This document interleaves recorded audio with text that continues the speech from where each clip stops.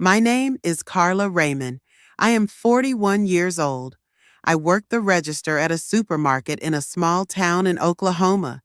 I never dreamed of anything big. I just clung to stability. I saw him playing with the takings, but I thought it wasn't my business until the cameras showed me, until he brought evidence to HR, until I was left alone, branded a thief, with my son's empty eyes staring at me as if he no longer knew who I was. If this story resonated with your soul, click subscribe and let me know in the comments which city or country you're listening from. I'm truly curious to know where you're tuning in from. My name is Carla Raymond, and I was 41 when the quiet, slow machinery of my life began to come undone. I worked the early shift at a mid-sized grocery store on the outskirts of Stillwater, Oklahoma. Not the kind of place with gleaming produce displays and self-checkouts with touchscreen animations.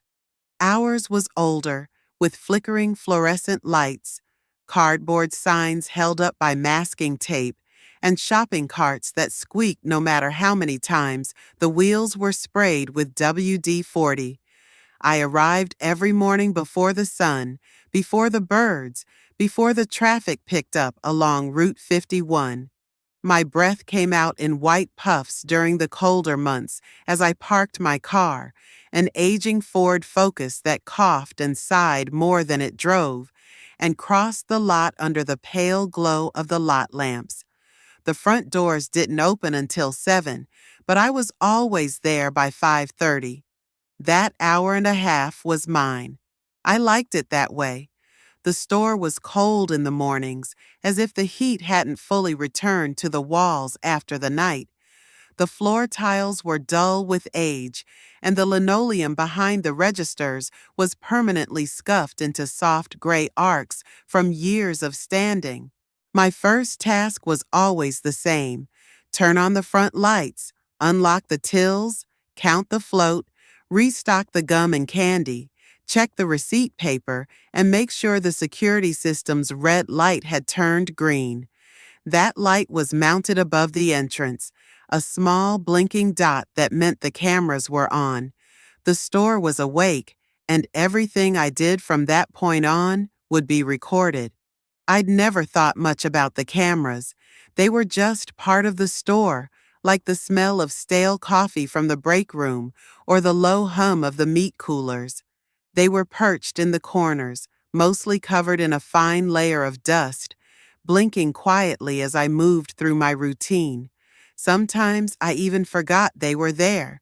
Other times, like when I reached into my purse for lip balm or scratched an itch beneath my collar, I felt them watching. But I had nothing to hide, so I told myself they didn't matter. I moved with the rhythm of someone who had done the same thing 1,000 times. Scan the barcode, bag the item, smile, count back the change. I could run a register with my eyes closed. I didn't need to think anymore. I just existed in the space between transactions, filling the silence with, "Would you like a receipt today?"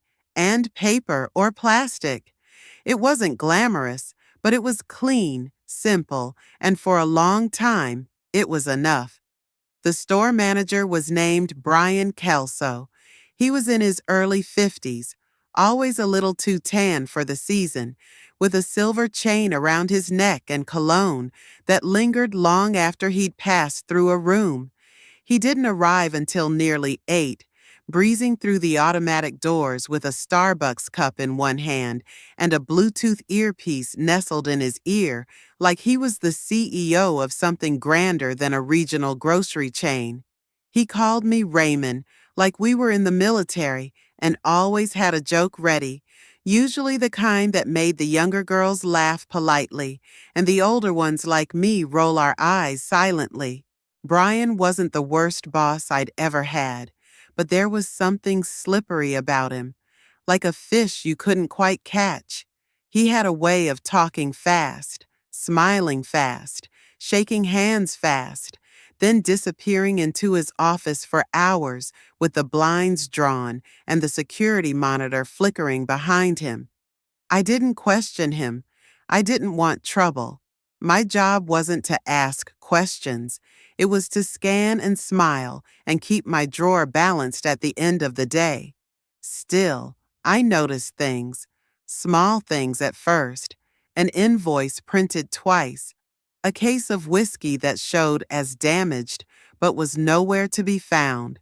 Once, a $5 bill left sticking out of the drawer in register 2, folded lengthwise the way Brian folded his own tips when he helped bag on busy weekends.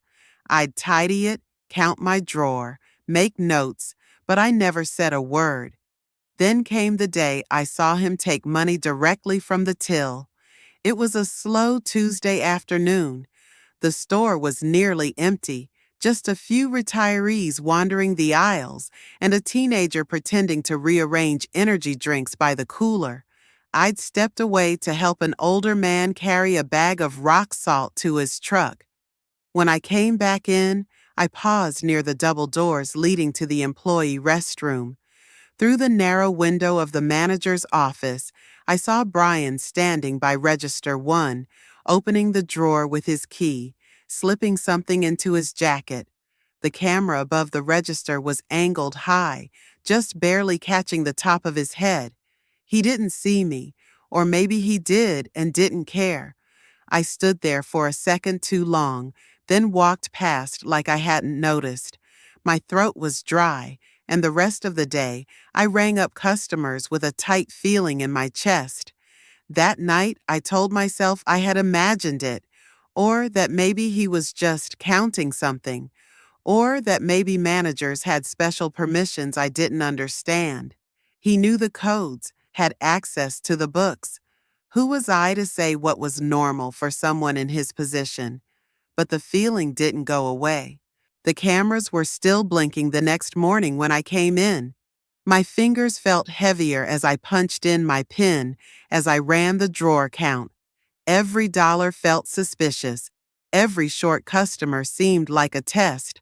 I started double counting my till at the start and end of every shift, keeping notes in a little spiral notebook I kept in my purse.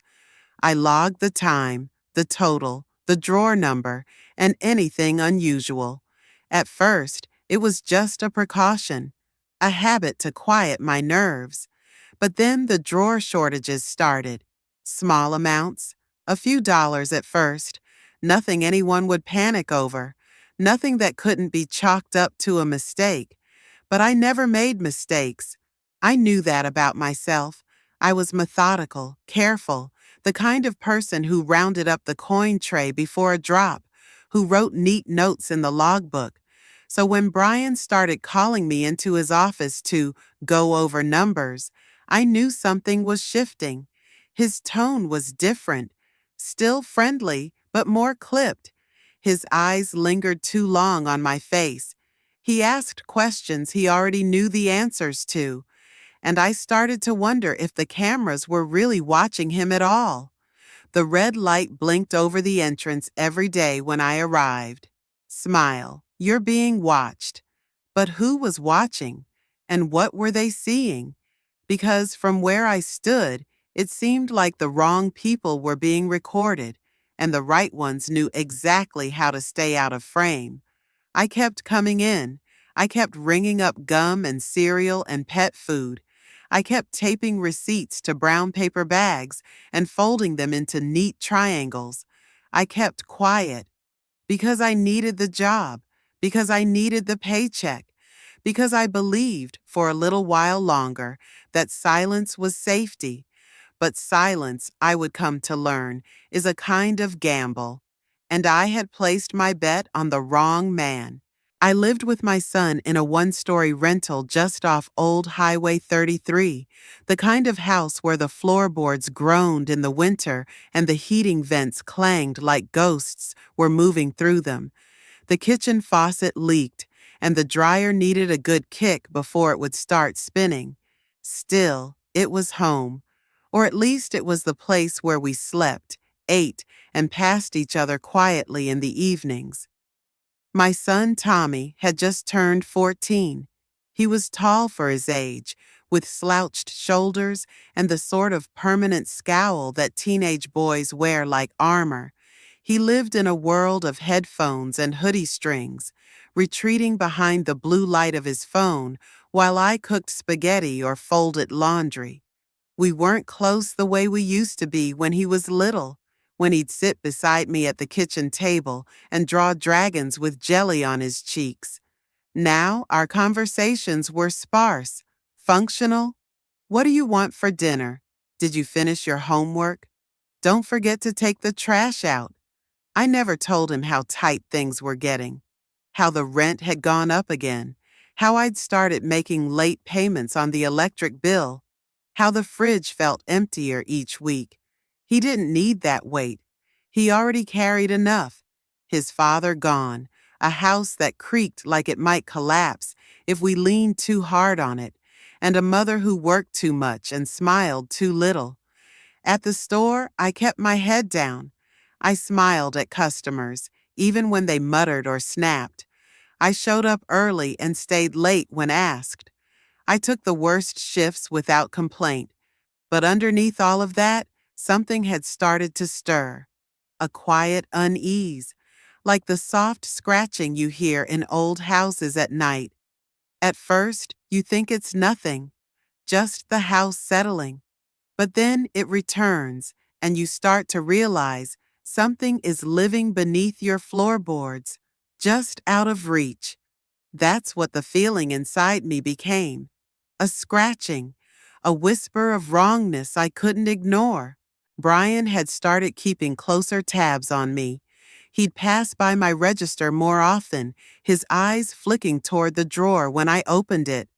Once, he leaned over my shoulder as I bagged groceries and made a comment about how fast I worked, but there was a coldness behind the compliment that made the hair rise on the back of my neck. He began asking me to sign off on things I hadn't counted, till counts, invoice slips, inventory sheets. Small things, just initials here and there.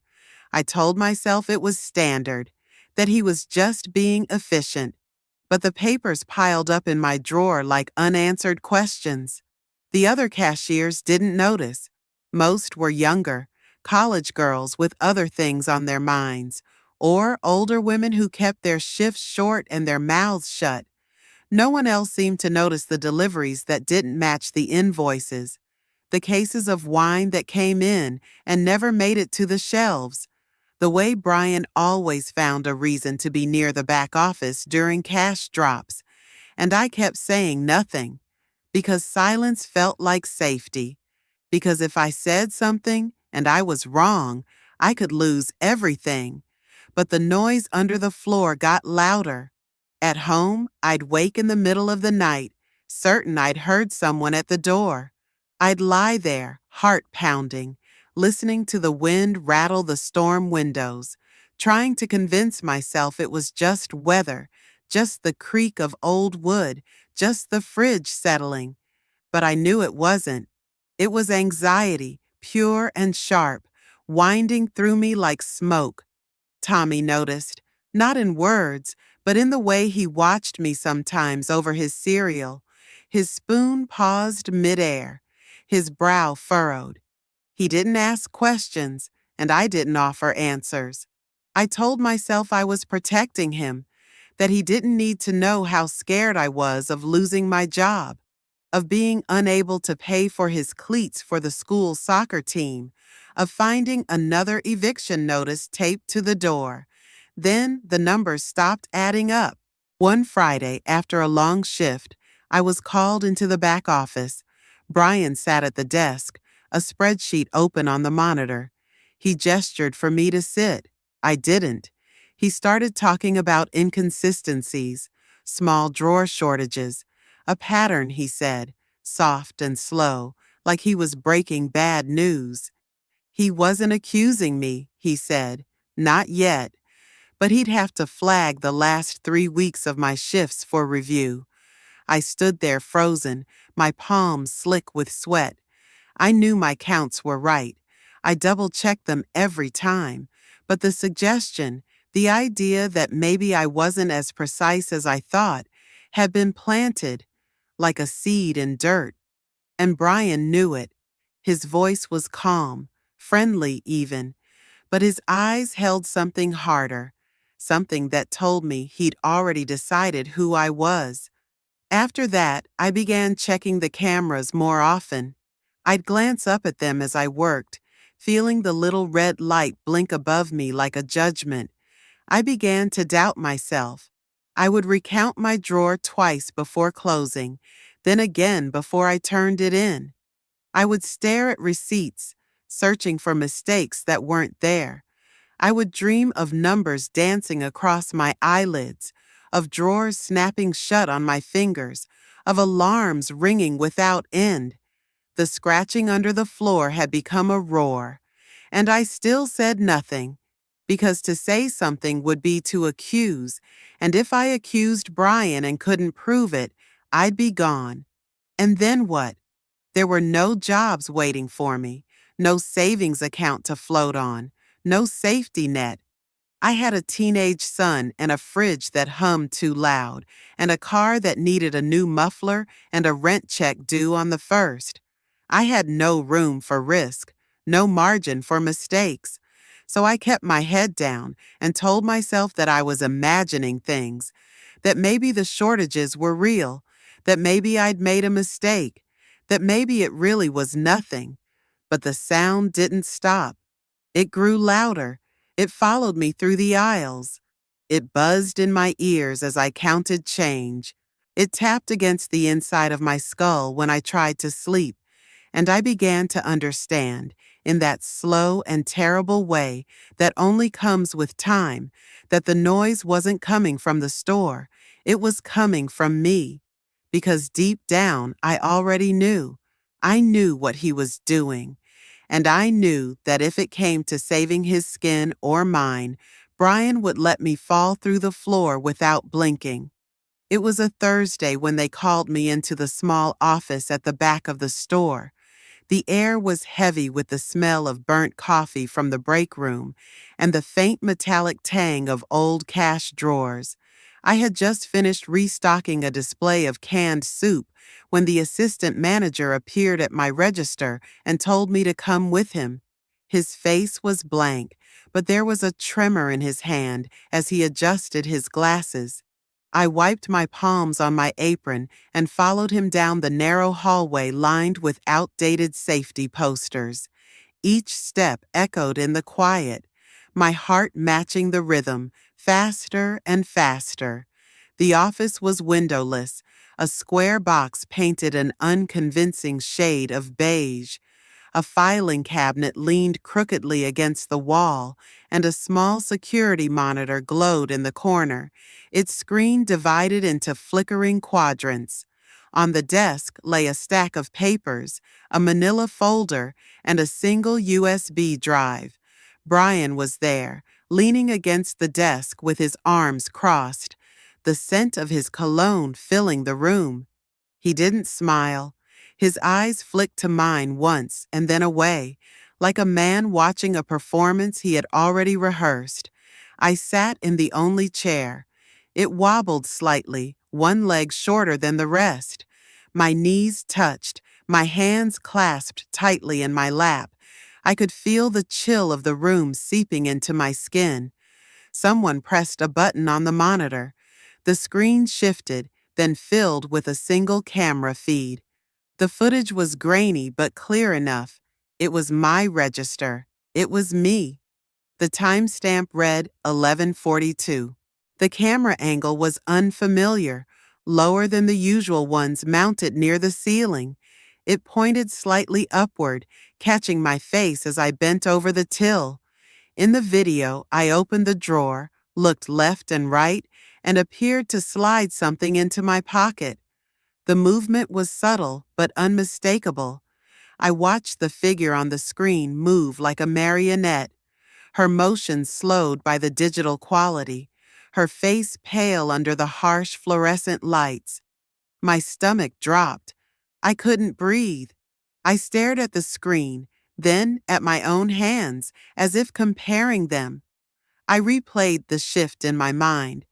That day, I had counted my drawer twice. That day, nothing had been missing. I knew it as surely as I knew my own name.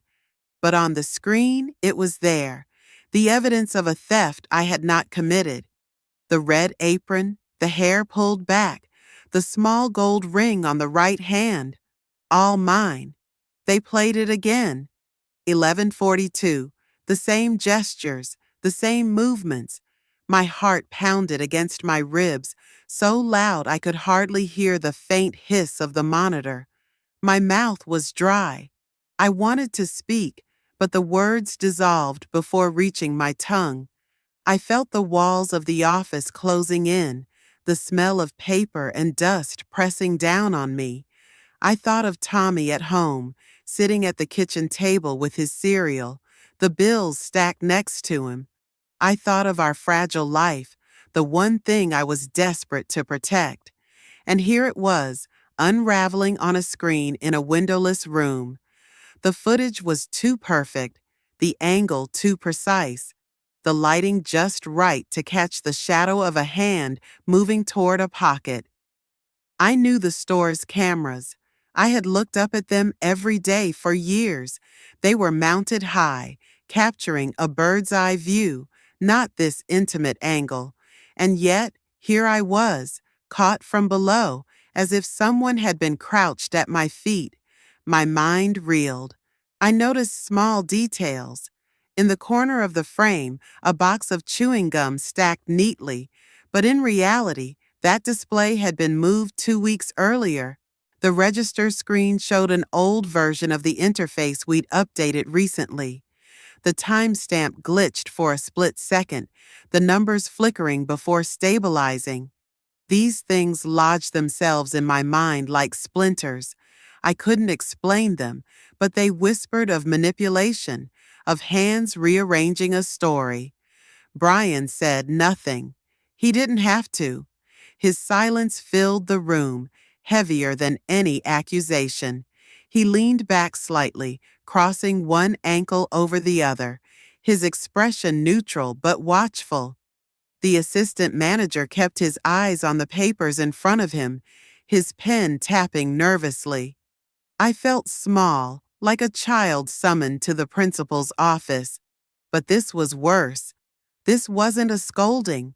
This was erasure. This was someone rewriting who I was. I stared at the screen one last time.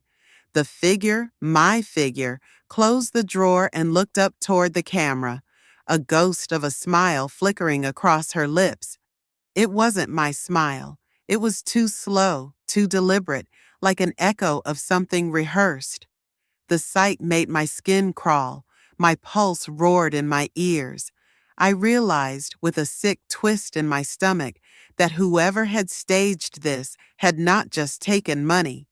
They had taken my face, my body, my gestures, and bent them into a lie.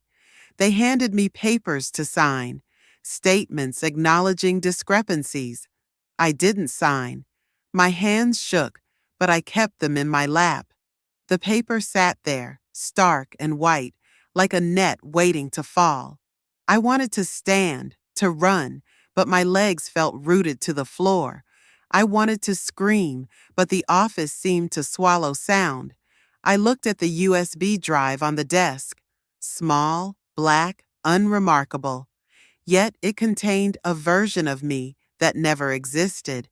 I felt my throat tighten, the taste of metal rising at the back of my mouth. I thought of the noise beneath the floor at home, the scratching I had tried to ignore. It had been a warning, and now it had burst through the boards, dragging me down into the crawl space of my own silence. When they dismissed me, I walked out of the office on legs that didn't feel like mine. The hallway stretched long and narrow, the safety posters blurring into smudges of color. My apron felt too heavy around my waist, the strings biting into my back. The store's overhead music played faintly, a pop song I couldn't name, its cheerfulness grotesque in the moment. Outside, the sky was bright, but everything looked washed out. The parking lot shimmered with heat rising from the asphalt. Cars rolled by. People moved. Life continued as if nothing had changed. But something had. Something deep and irreversible. A line had been crossed.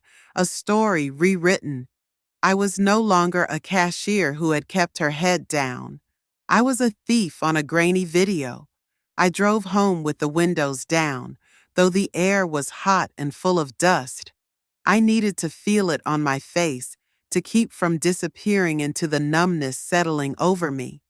At every red light, I saw the timestamp flicker in my mind. 11:42. At every turn, I imagined Brian's folded arms, the assistant manager's averted eyes, the false version of myself taking shape on a screen. By the time I reached my house, my hands were trembling so badly that I dropped my keys on the porch. They landed with a dull metallic clink that echoed louder than it should have. I stood there for a long moment, staring at the chipped paint on the door, my reflection faint in the dusty window. I couldn't recognize myself. Not the way I looked, but the way I felt. Hollow, rewritten, like a ghost moving through someone else's story. Inside, the air smelled faintly of laundry detergent and last night's spaghetti. Tommy's shoes were by the door, one tipped on its side. I set my purse down and sat on the edge of the couch, staring at the floorboards. They were scratched and worn, but silent now. The noise was inside me, louder than ever. It whispered the same numbers over and over, like a mantra I couldn't escape. 11:42, 11:42, 11:42. I pressed my palms to my eyes until I saw bursts of light behind my lids. My breath came in shallow gasps, but no tears fell. There was no release, only the image of the screen, the figure in the apron, the pocket, the smile that wasn't mine. A false me living on a loop in some backroom monitor, while the real me sat frozen, waiting for the next blow to fall. The papers came in waves, each one heavier than the last. They were stacked in a neat folder when the assistant manager handed them to me, his face carefully blank, as though he were passing a box of fragile glass he didn't want to drop. The room they brought me into was the same windowless office, the same humming fluorescent light, but it felt colder now, as if someone had opened a vent to let the winter in. The air tasted faintly of metal and dust, like the inside of a forgotten filing cabinet. I sat down because my knees would not hold me upright any longer, my hands gripping the edge of the chair until the skin went white. They slid the first sheet across the desk. It was a loss report, typed neatly with bolded numbers. A total shortfall of $600 over 2 weeks, each day broken down into small amounts that added up to a wrecking ball. My name was circled at the top of every page. I recognized the dates, the shift times, the register numbers. They were mine. I stared at them until the columns blurred into a gray wash. I had counted those drawers, double counted them, triple counted them. I knew I had, but here was the paper, solid and crisp, saying otherwise. Another sheet followed, a photograph printed from a security feed, the same one from the USB, grainy but sharp enough to indict. My posture, my apron, my hand slipping toward a pocket. In the corner of the frame, a timestamp that no longer flickered. 11:42, 11:42, 11:42. My name scrawled beneath it in blue pen. I could see where the pen had dug into the paper, leaving grooves on the sheet below. I reached out to touch it but stopped short, my fingers curling inward. It felt like touching it would make it real. Then came the bank printout, a transfer to my account, $312, dated last Friday. My stomach clenched as I scanned the page. The numbers were right. The account number was mine, but I had never seen that deposit. My account balance had been the same as always, hovering just above overdraft. No mystery money, no quiet theft, nothing but the slow drip of paycheck to bills to empty again. And yet, here it was, black and white, a ghost transaction pinned to me like a badge of shame. I flipped the page over, half expecting to see an explanation scribbled there. It was blank. The other officer in the room watched me without expression, a pen poised above a clipboard. Brian stood leaning against the cabinet again, his hands in his pockets, his face a mask of managerial concern. I felt their gazes prick at my skin like static electricity. I thought of my notebook at home, the one where I logged every drawer count, every oddity, every detail that had begun to unsettle me. It was tucked into my purse even now, a small spiral of cheap paper filled with cramped handwriting, proof of my care, my diligence, my innocence. But compared to the neat stack of official documents on the desk, it felt flimsy, like a paper shield in a storm. The officer cleared his throat and pointed to the signature line. I didn't move. My eyes stayed on the papers, on the phantom transfer, on the photograph of a woman who looked like me but wasn't. The room hummed with the fluorescent lights and the faint whir of the ceiling vent. My heartbeat filled the silence, heavy and uneven. I remembered every warning sign, every moment when I could have spoken up, every time I chose to swallow my questions. I remembered Brian's folded arms, his glances at my till, his easy smile when he asked me to initial a slip. I remembered how I had told myself that silence was safety, that I was protecting my job, my son, my thin slice of stability. Now I saw the cost of that bargain laid out before me, line by line, signature by signature. The room tilted slightly, or maybe it was just me. I gripped the chair tighter to keep from sliding. The papers blurred, then sharpened again. The numbers danced. My name seemed to crawl across the page, reshaping itself into something accusatory.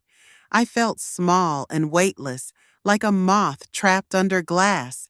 They called what they had evidence, but all I could see were shadows arranged to look like substance, a recording from an angle that didn't exist, a deposit that had never arrived, signatures they wanted but I refused to give. Everything pointed to me, yet none of it was mine. It was like waking up inside a story someone else had written with my name in the margins. I sat there as time slowed to a thick, sluggish drip. The smell of burnt coffee grew stronger, or maybe it was my own blood pounding in my ears. I thought of Tommy at home, probably scrolling through his phone, unaware that his mother was being turned into a thief on paper and screen. I thought of the creaking floorboards, the noise beneath them, how it had grown louder and louder until it became impossible to ignore. This was what it had been warning me about. This was the crash. The officer spoke again, but his words washed over me like static. I kept my eyes on the photograph, tracing the edges of the image with my gaze. The woman there had my body, my hair, my ring, but her movements were not mine.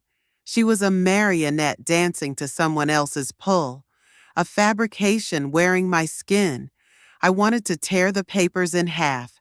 I wanted to sweep them from the desk and watch them scatter like leaves, but I stayed still.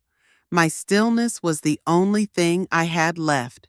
If I moved, if I signed, if I agreed, I would be stepping into the role they had written for me. So I sat, my palms flat against my thighs, nails pressing crescents into my skin, and stared at the stack of evidence until it blurred again into gray.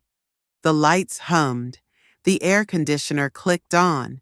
Somewhere in the store beyond, A cart squeaked, someone laughed, a door swung shut. Life went on, indifferent. But in that small office, with its beige walls and its stack of papers, my life was being rewritten. Evidence that never existed had been conjured into being, and it had my name on it. I breathed slowly, each inhale sharp and thin. I did not sign. I did not speak. I simply sat there, the accused in a room filled with ghosts, dressed as facts, waiting for whatever came next, knowing that the truth, however fragile, still lived inside me, even as the world tried to erase it. The call came in the middle of a Wednesday afternoon, just as I was folding a load of laundry that had gone cold in the dryer. The phone buzzed on the edge of the kitchen counter, lighting up with an unfamiliar number. For a moment I hesitated, expecting another debt collector or automated voice reminding me that my payment was late, but something told me to answer. The voice on the other end was low and clipped, a woman's voice, one I hadn't heard in months. Her name was Christy.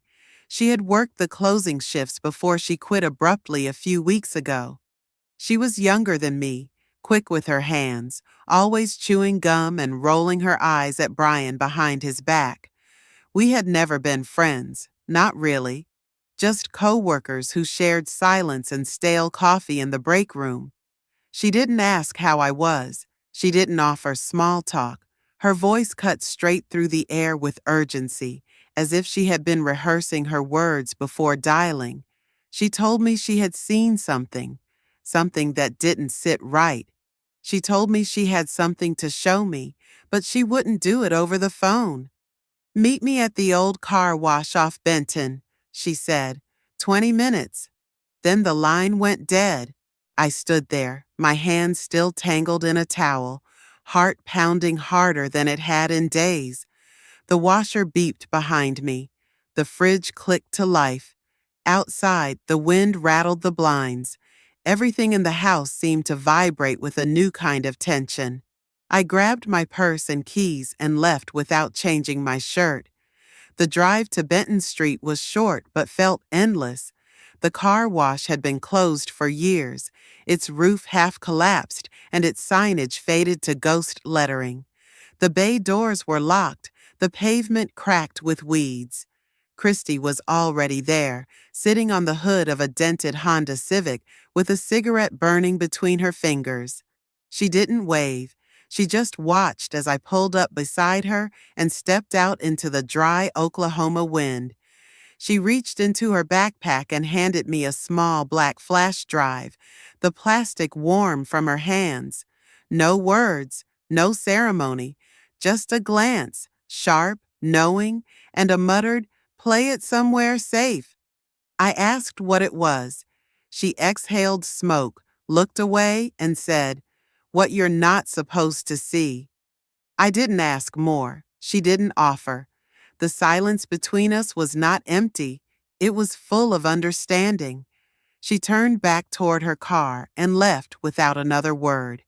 I stood there for a moment, staring down at the flash drive like it was a grenade. Then I got back in my car and drove straight to the library. They had computers near the back, mostly used by kids doing homework or old men checking email. I chose the one in the corner, the screen slightly cracked, the keyboard sticky in places. My hands trembled as I inserted the drive, the small click echoing louder than it should have. The files loaded slowly, a single video thumbnail appearing on the screen. Backroom Cam Alt, DEMP4. I clicked it. The footage was different from what I had seen in the office. The angle was lower, raw, and it wasn't just me in the frame, it was Brian. The video opened with him alone in the stockroom, the door closed behind him. He looked around quickly, then pulled something from his coat pocket, a folded apron, red, identical to the ones we wore. He slipped it on over his shirt. My name tag was pinned to it. I leaned closer to the screen, my breath caught in my throat. He moved with purpose, walking to register one. The camera angle followed. This wasn't security footage. It was handheld, or at least positioned deliberately.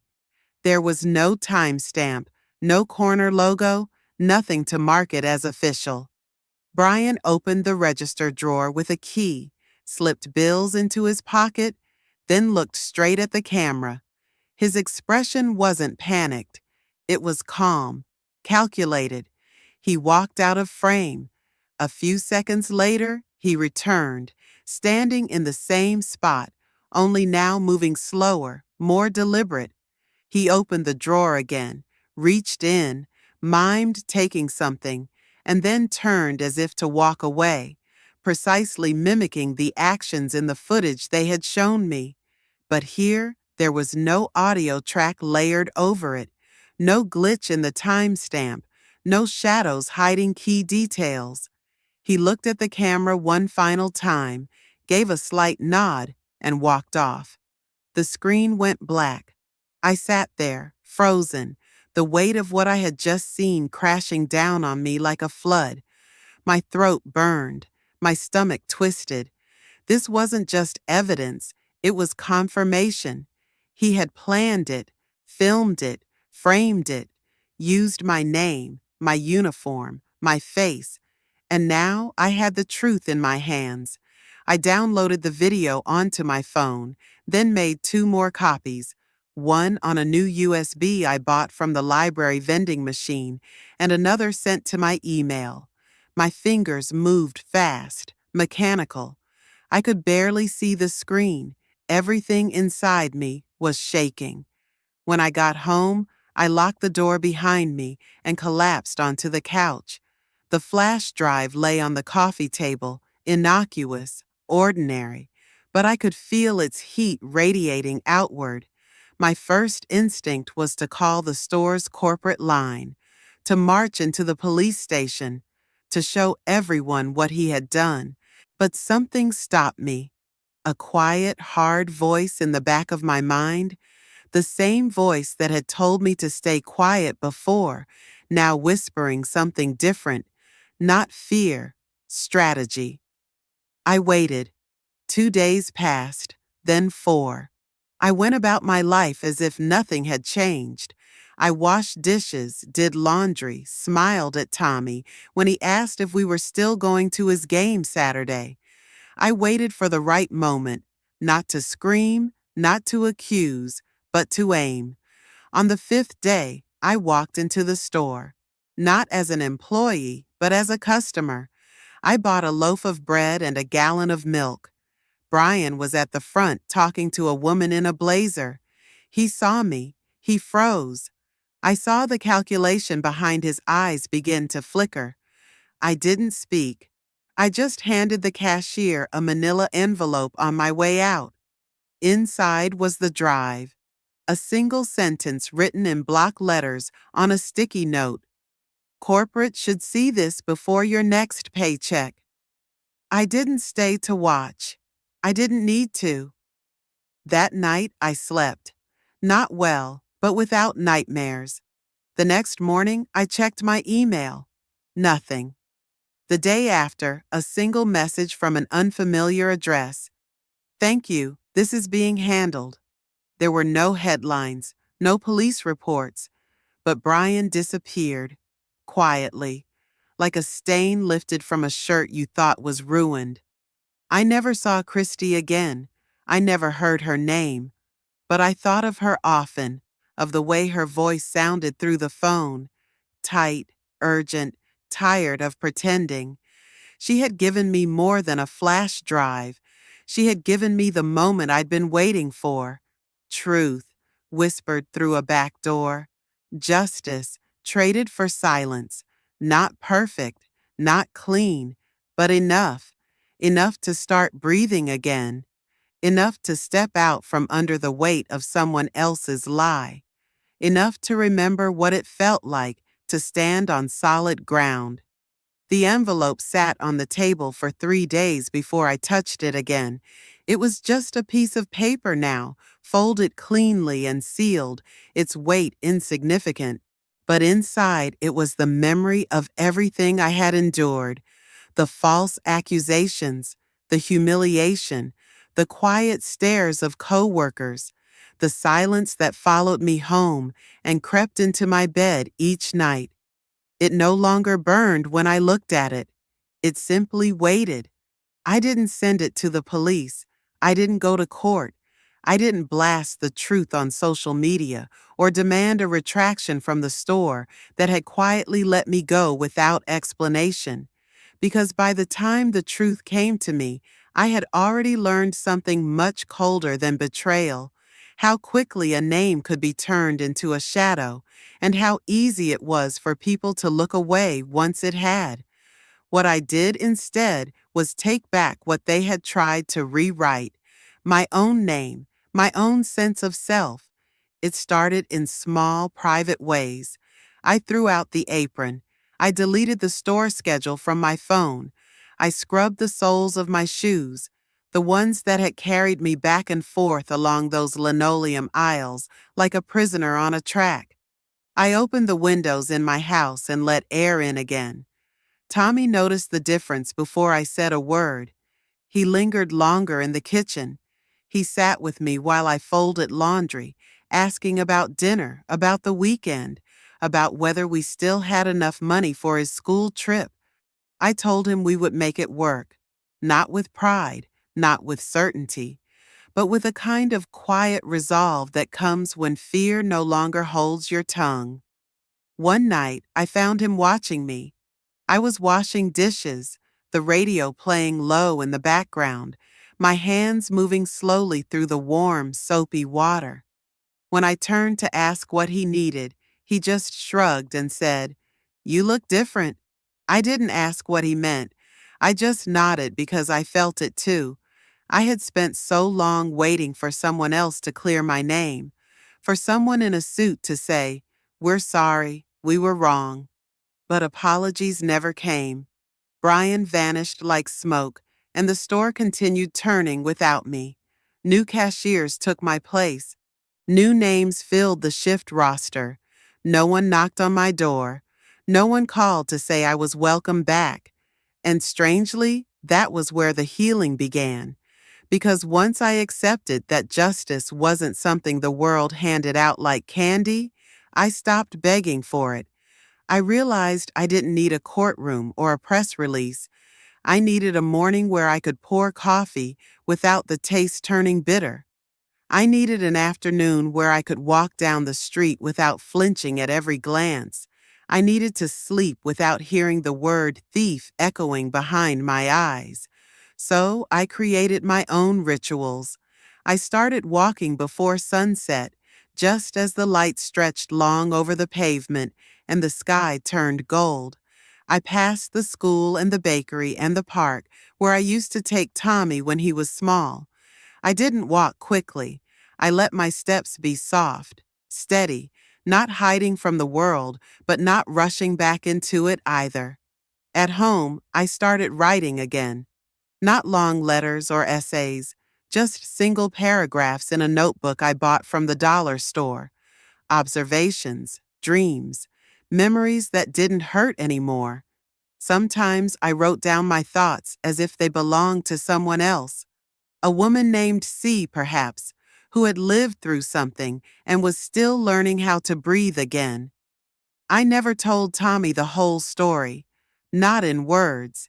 He didn't ask, and I didn't offer. But he saw the way I stopped jumping when the phone rang.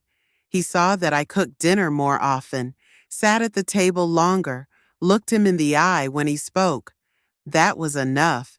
He saw that his mother was returning to herself. One morning, I received a letter from the corporate office. It was thin, formal, unsigned. They thanked me for bringing the footage forward and stated that appropriate internal measures had been taken. There was no apology, no offer to make things right, just a line about appreciating the integrity of former employees. I read it once and placed it in the drawer with old receipts and expired coupons. It didn't deserve anything more. I wasn't interested in going back. That part of my life had closed. What I wanted was never about getting revenge or seeing Brian escorted away in handcuffs.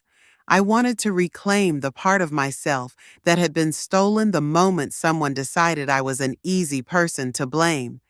And I did, not in a single moment, but slowly, quietly. I got a job at a small bookstore downtown. Less money, fewer hours, but something honest, something soft. The owner was kind, the shelves were dusty, and the register had no cameras pointed at it. I liked the creak of the wooden floors. I liked the way the light filtered through the front windows in the late afternoon.